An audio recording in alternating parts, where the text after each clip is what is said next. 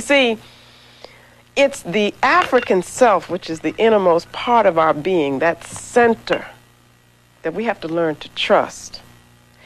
And we've been focusing on the church in the sense that it gets you to distrust that part of the self. But spirituality, I want you to understand, is not just a matter of what happens in a religion, in quotes, or in a church.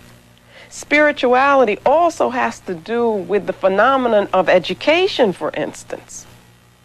The phenomenon of thought, of how we think about things, how we intellectualize about them, how we conceptualize about things. And our children are taught when they enter school, if it's in kindergarten, no matter how young they are taught to assume a concept of reality, a concept of truth, which denies that innermost part of their being, that African spirit. Now, what do you mean by that? They are taught to distrust feeling, emotion, spirit. They are taught that spirit is spookism, that you're talking about ghosts and things that are unreal, that to learn to think well, you have to deny your feelings. Now let's go back to the schoolroom.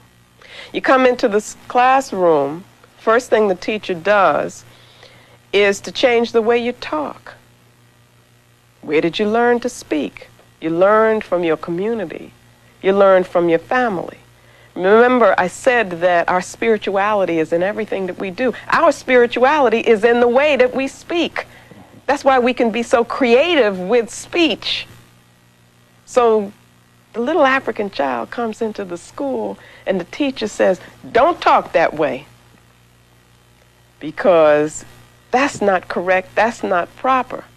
But the child is speaking that way because the child wants to identify with her culture, with her Africanness, with her spirituality. She may not know that consciously, but that's what she's doing.